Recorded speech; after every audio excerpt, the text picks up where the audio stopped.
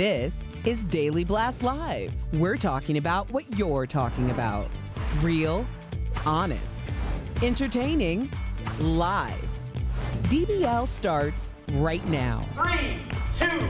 Thank you, Chris. Welcome to DBL. It's Monday, everyone, May 24th. I'm Tori here with my good friends, Alan, Lindsay, both of you looking fabulous. So are you, Tori? I like the pink dress. Thank you. Shout out to Kiri. Just like, look how coordinated we are. We got the pastels, we got the blue matching. I mean, I'm feeling everything. I feel ready to go. And you are Fashion Jackson. You've stepped up your game. So I learned some secrets about Al's fashion that I'm not going to disclose, but I might copy off of. Ooh, Yes. I can't wait. I brought her into the club last night. I think you texted me this where you get your stuff. All right, let's get started. Don't make it sound like I get it out of like a chop shop. Okay, I'm sorry. I apologize. Were any of you out and around a lot of people this weekend? Anyone? You guys? Yeah.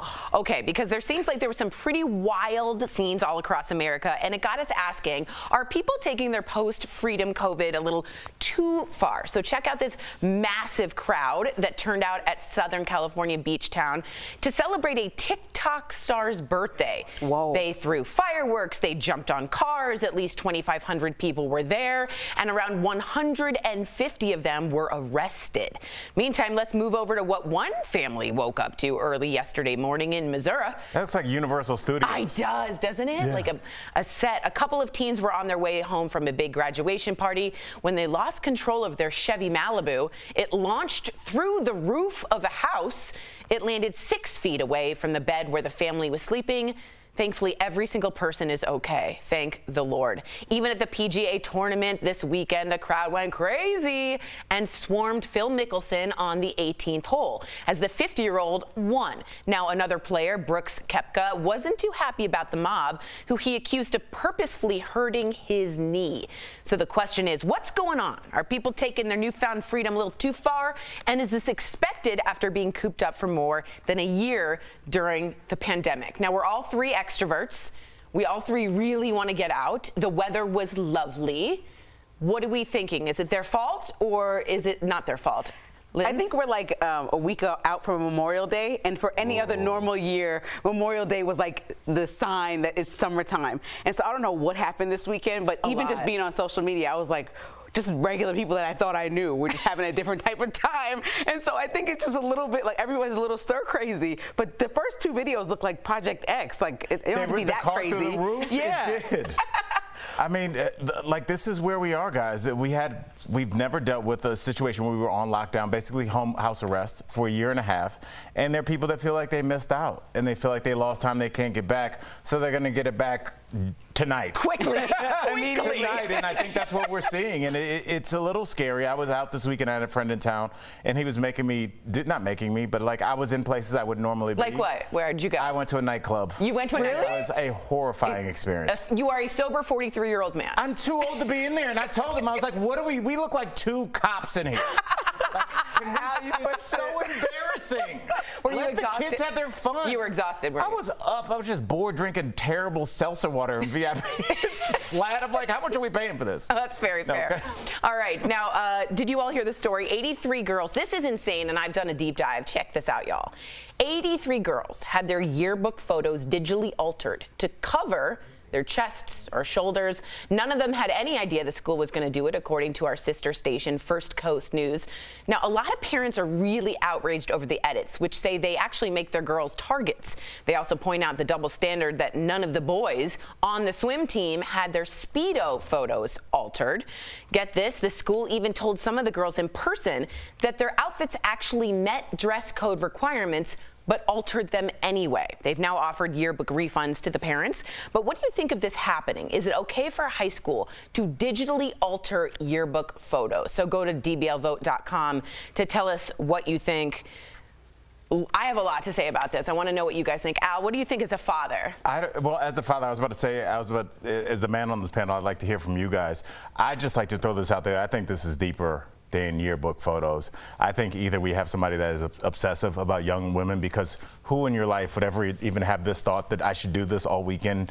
And so that's a little more scary than just like it seems like somebody's trying to play God here. I think this is somebody that has some obsession with young women and their body and their autonomy over it. I think the foul play was how trash those Photoshops were. Yeah. Like diagonal. Dude, I think that was the foul it was play. like upside down those were play. horrendous Photoshops.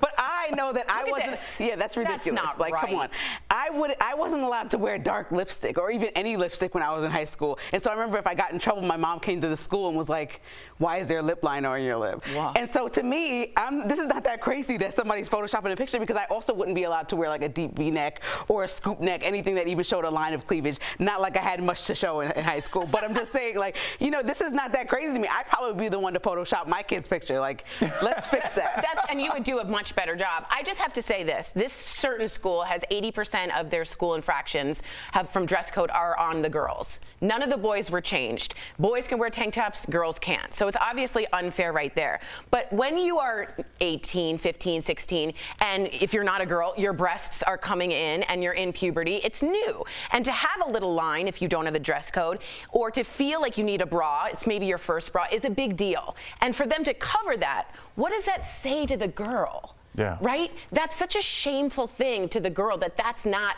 okay, what you're growing into. So it's deeper than just a cover and a plaid. That's self-esteem right there. And I think that goes deeper. And I'll just say, for the boys in my high school that played high school football, as soon as they started working out over the summer, getting some muscles, every sleeve on every T-shirt fell off. you know, they were showing off their body, like, hey, I'm becoming a man. I feel like I look good. And they felt proud about and it. They didn't get any pushback, so I could see how But that'd if be a my son problem. had on Speedos, I would also Photoshop Yeah, his that's photo. disgusting. I just want to say, whatever's going on with the Speedo pictures in the yearbook I think is it's also their swim confusing team, me. so it's like a uniform, but still, that's a lot more skin than those girls were showing.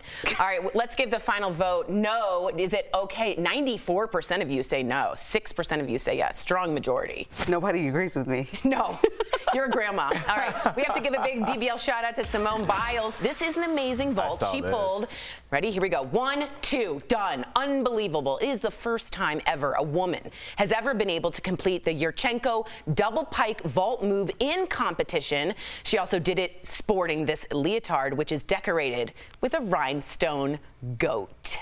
Yes. So my favorite line from Simone Biles is when she was on Dancing with the Stars and Tom Bergeron's like, why aren't you a goat, excuse me if you don't know what that means, is the greatest of all time, which she is. Tom Bergeron says, why aren't you smiling? You did really well. And she goes, smiles don't win gold medals. Oh. Wow. I have a question Whoa! about just the vault we saw. Because I watched this last night at my house. Do you think that she knew that she nailed it, or she just, because usually if you nail it like that, she just walks off like, yeah, She doesn't care, I know. And then her coach kind of comes up and gives her like a knuckle bucket, and one gives a hug, but it's not like it didn't seem like they knew that they had just made history. I feel like to me they were super confident it was going to land. What do you think? I mean, with a goat on your back, I think that you know Yeah. that you nailed it every single time. Ooh. And I think that it's great that people can have that much confidence now. Because back in the day, I think we would have judged somebody for saying they're the goat out loud. Good point. Good confidence. All right, good convo. Coming up on DBL, we're talking with actor Jaleel White, who rose to fame as the quirky Steve Urkel on Family Matters, plus the biggest moments you might have missed at the Billboard Music Awards, including some very controversial wins for a country singer who was barred from attending, but not barred from that haircut. Closed captioning provided by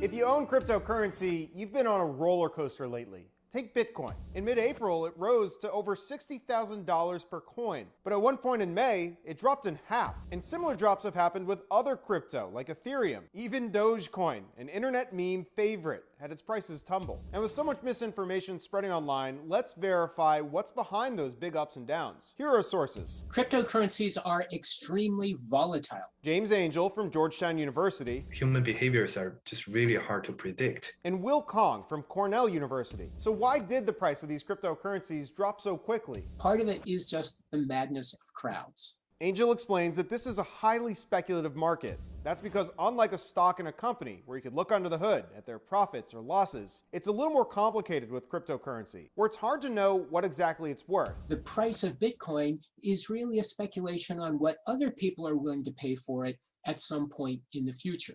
And that makes cryptocurrencies incredibly volatile. And there could be big swings in the market based on a news event or perhaps a tweet from an influential person. In the last couple weeks, we've had both of those happen. On Wednesday, Chinese regulators announced restrictions on cryptocurrency. And on May 12th, Elon Musk sent out this tweet announcing that Tesla would no longer collect Bitcoin due to environmental concerns. It's very much self-fulfilling, at least over the short term. If everyone believes Bitcoin is worth nothing and they take actions of selling Bitcoins, the price could drop to zero. So we can verify that our experts say it's human behavior that's behind all these ups and downs. With your Verify, I'm Evan Kozlov.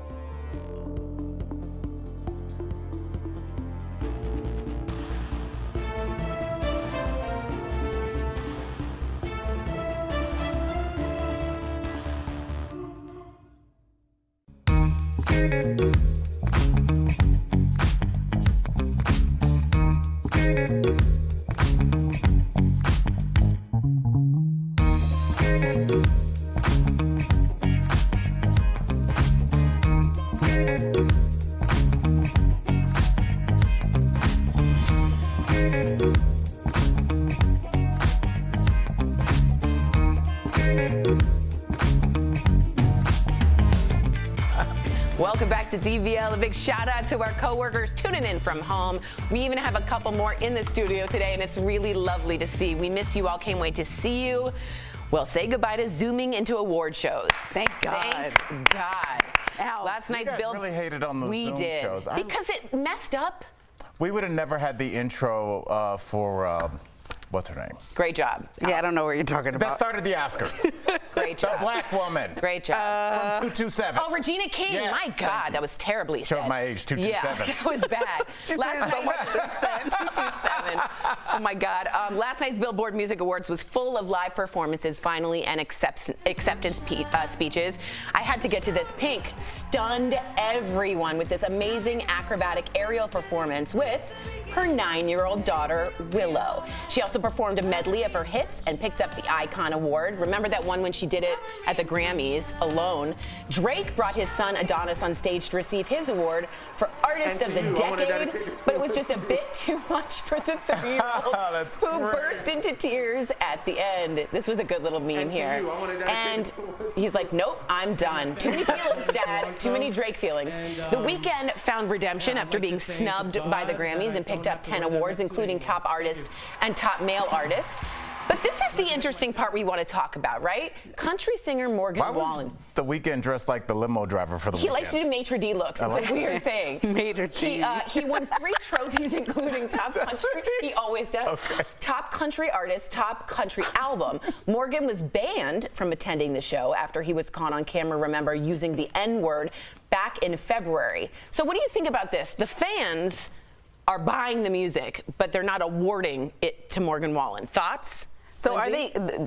Who decides on the Billboard Awards? It has to do with it's not all charts and amount of CDs. Like So they're not albums. like people behind the scenes that are like 10 people. This is the best album. It's kinda not like the Grammys in that way. No. Got it. Because I was like, you know, why would you still, if you're all these networks are being safe now, canceling things, why would you give him so many awards? But if it's really based on charting numbers and he's still charted, you know, he said that he apologized. I don't think that that's enough. He's working with organizations allegedly. We'll see how far he goes. But if he won them fair and square based off his numbers, then I think that they should have awarded them to him. All right. Nice take. Well, they said he still hadn't sat down with the NAACP. That's why I said allegedly. Yeah, so we'll see what he it's actually been a while. does. You know what it made me think of? There was a football player, wide receiver, white gentleman, and he went to a country concert. This is maybe 6 or 7 years ago, and he was caught yelling the N-word at a security guard, saying, "I will beat you up." Directly. Wow. He apologized, and he went on to play for the Eagles that year. And last I checked, they counted his stats. Wow. When he caught a pass, they wrote down he had 55 yards receiving. So if we're going to do that, then we also have to keep the stats for Morgan Mr. Wallen. Whalen. I want to call him Waylon Jennings. It's not. That's not I his know. name. Wallen. No, Morgan Wallen. Well, don't yell at me with Wallen. I'm sorry. I would just say I think country music awards don't want that specific racism on their genre specifically. I think they're. But if it was another thing, like let's say somebody had to go speak to the Anti-Defamation League because they said something against Jewish people, would you be upset? Yes. If they got awarded? Yes, but I would also want people to have redemption and a comeback if they take appropriate action. But if we don't acknowledge it, then we're pretending it's not happening. So something to think about. All right, good talk. Julia White's coming up next. Don't go away. If you're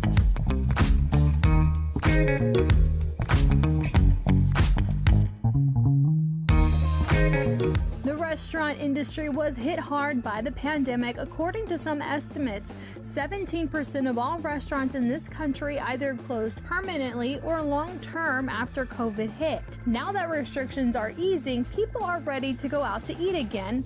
Both Yelp and OpenTable report surging numbers. But according to the metrics, things aren't just returning to normal. In some places, restaurants are actually attracting more customers now than they did pre-pandemic. While some of that is attributed to people wanting to get out after being cooped up, it's not the only reason. Industry experts also credit customers with money to spend after saving cash last year. Plus, some restaurants have more room after being forced to expand, especially when it came to outdoor dining. Also, there is more turnover. Restaurants report customers are not lingering like they used to, freeing up more tables. But this restaurant recovery is not countrywide.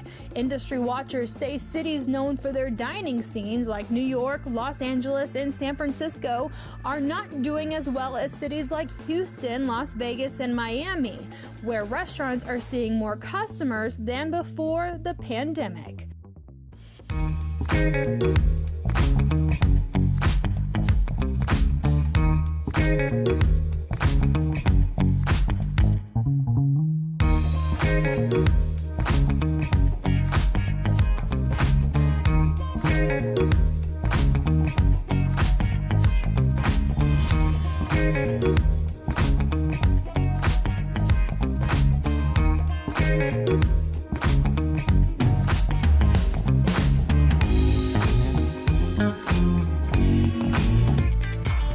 Welcome back to DBL. Earlier we sat down with Jaleel White, who brought Steve Urkel to life on the hit 90s show Family Matters.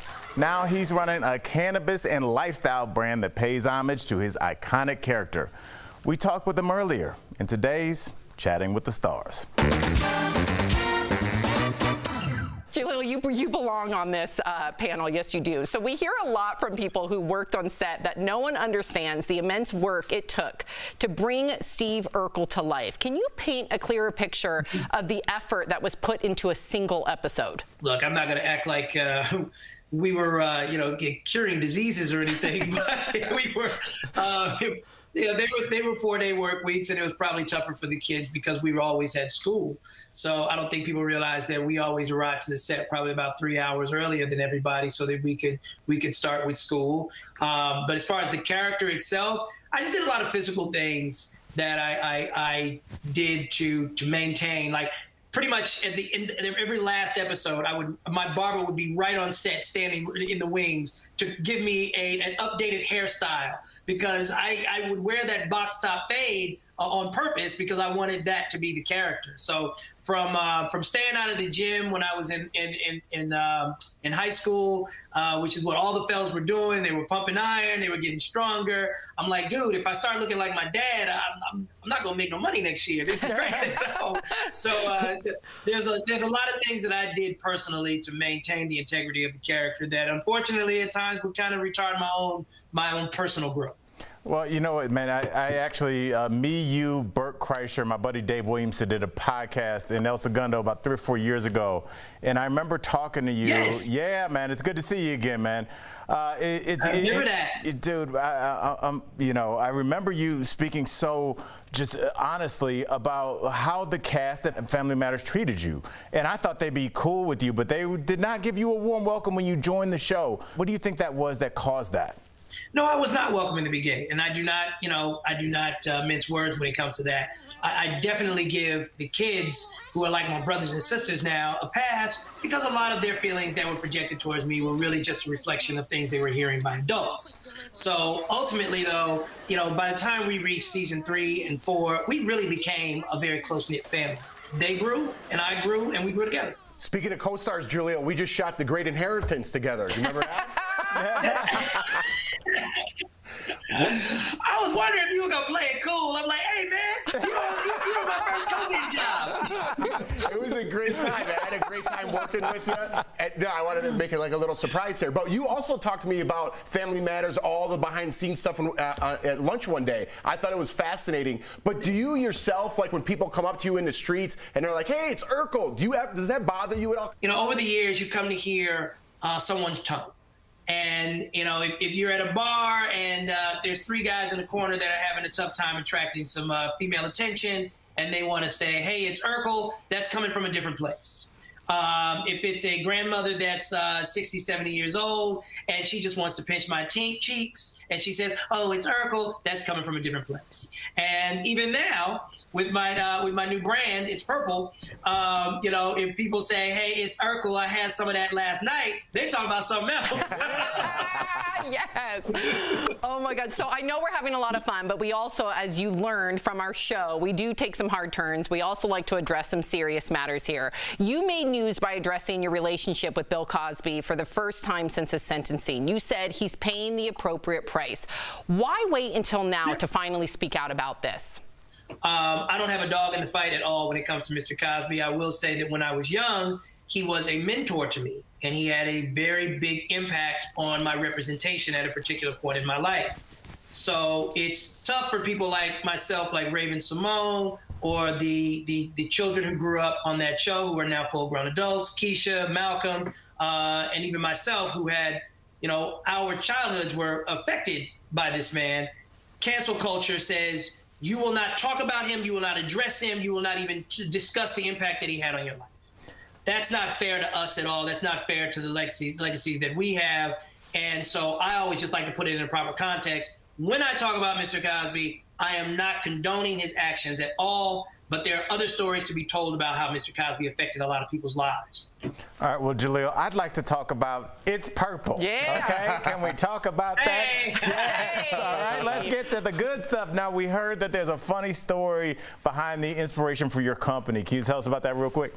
Well, yeah, I mean, so first of all, I always like to get it out there that my company's name is It's Purple. It's not the Purple Urkel Company or anything like that. But for pretty much 15 years or even longer, there was a strain of cannabis that was named after my character's name.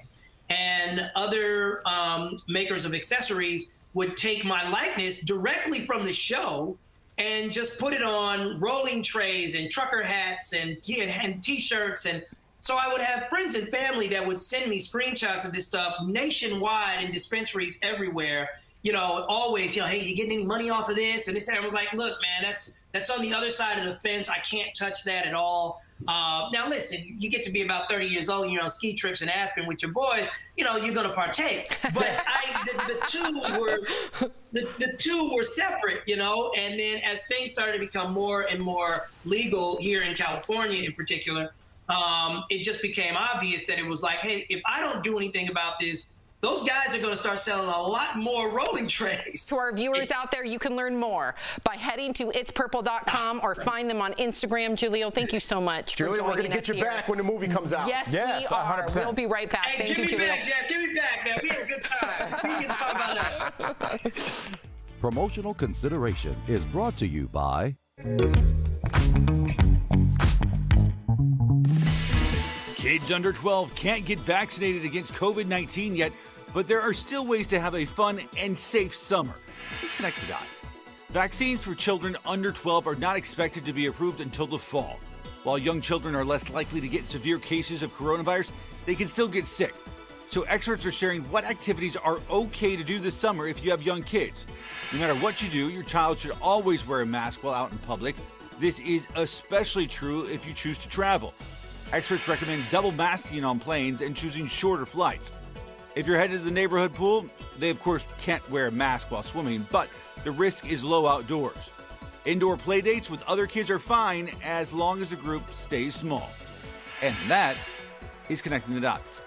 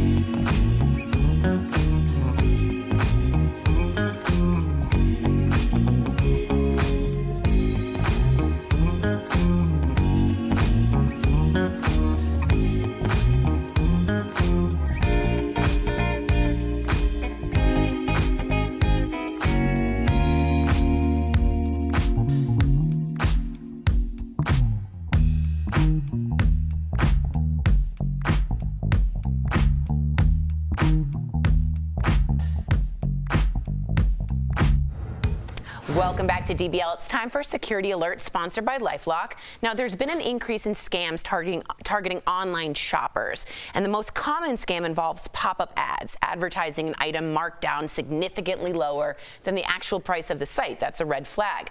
Remember to always look for that S in HTTPS in the website link. The S stands for secure, which means you can trust it. When it comes to your financial assets, LifeLock is here to help. LifeLock keeps you and your digital identity secure from cyber criminals. Call 1-800-439-9017 or visit lifelock.com to learn more. I wish they get rid of all pop-up ads. I can't. When I get to a website now, it's like boing, boing, boing, boing, boing, cookies, cookies, cookies. You know, there's a pop-up blocker on your own. Yeah, what do you use a net zero? What do you guys mean? Like, you just click the like on Safari or whatever. You click. Really? I mean, unless like if you have LifeLock like I do, you don't deal with this. Are we in another ad for LifeLock? I just have it. I had it before we did the show. That's amazing. Have LifeLock. I should get off Alta Vista. Yes. All right, DBL's new every day. We'll see you same time, same place tomorrow. Bye, guys.